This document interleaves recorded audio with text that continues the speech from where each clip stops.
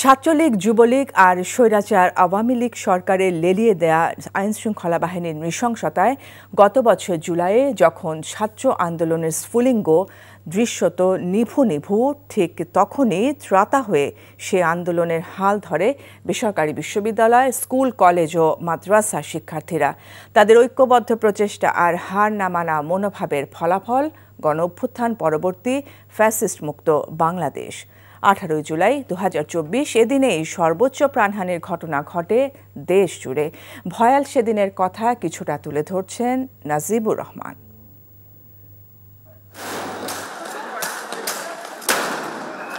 চাকরিতে কোটা বাতিলের দাবিতে আন্দোলন সময়ের পরিক্রমায় ছড়িয়ে পড়ে ঢাকা বিশ্ববিদ্যালয় ও শাহবাগ এলাকা থেকে রাজধানীর বিভিন্ন প্রান্তে।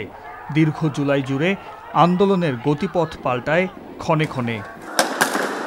বৈষম্য বিরোধী ছাত্র আন্দোলনের পূর্ব ঘোষিত কমপ্লিট শাটডাউনের প্রথম দিন 18 জুলাই 2024।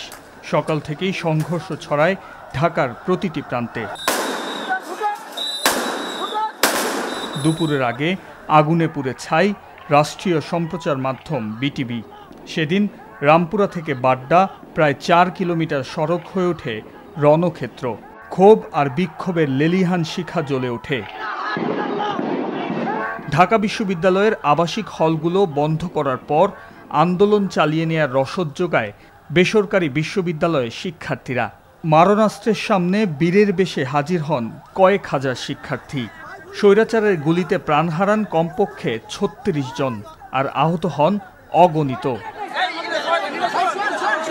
আমরা প্রাইভেট ছিলাম বিদায় হয়তো আমাদের আন্দোলনটা এই পর্যায়ে গেছে, আর না হয় ওদেরকে যখন গুম করে ফেলা হলো বা আন্দোলনটা এক জায়গায় স্টপ হয়ে গেছিল, তখন আমরা এটা চালিয়ে গেছিলাম। ঢাকা বিশ্ববিদ্যালয়ের ভেতরে ঢুকে ছাত্রলীগ তাদের নৃশংস যে একটা হত্যাযজ্ঞের চেষ্টা করে এবং ব্যাপকভাবে নির্মমভাবে পেটায়, তখন আর কি ওই জিনিসটা আমাদের বিবেকে নাড়া দেয়। কালেকটিভভাবে প্রাইভেটের কোনো স্বার্থ ছিল না, আমরা দেশ এবং জাতির স্বার্থেই আন্দোলনে অংশগ্রহণ করি। যখন সারা বাংলাদেশে আন্দোলনটা বন্ধ হয়ে যায়, মানুষ হতাশ হয়ে পড়ে, হলগুলো বন্ধ হয়ে যায়, তখন আমরা প্রাইভেট ইউনিভার্সিটি সিদ্ধান্ত নিই আন্দোলনটা আমাদেরকে চালিয়ে যেতে হবে।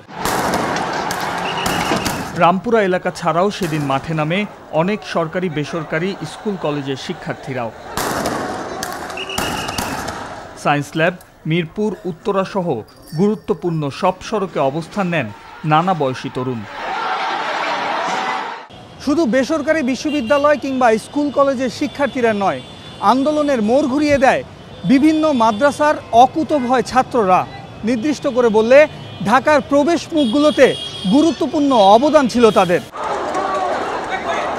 যাত্রাবাড়ি, শনিরাখড়া এলাকায় ঢাল হয়ে দাঁড়ান মাদ্রাসার কয়েক হাজার শিক্ষার্থী। আইন শৃঙ্খলা বাহিনীর মুহুর্মুহুর গুলির মুখেও পিছপা হয়নি কেউ। প্রায় 4 থেকে 5 বার শুধু আমাদের মাদ্রাসার উপর দিয়ে হেলিকপ্টার রাউন্ড করছিল। ইভেন আমরা যখন হোস্টেলে 6 তলায় উঠছি, তখন আমরা দেখতেছি সেখানে জেট বিমান দেখা যাচ্ছিল।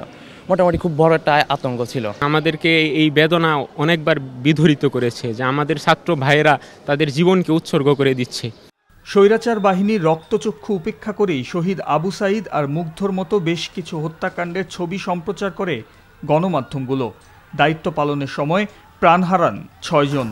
উত্তাল সেই দিনগুলোতে আন্দোলনের সংবাদ সংগ্রহ করতে গিয়ে এনটিভি সহ বিভিন্ন গণমাধ্যমের শতাধিক সাংবাদিক আহত হন। Najibur Rahman, NTV news, Dhaka. Bundle থাকলে প্রতি সেনমানিতে টাকা বাঁচবে। বিকাশ সেনমানি বান্ডেল কিনে জিতুন প্রতি লেনদেনে।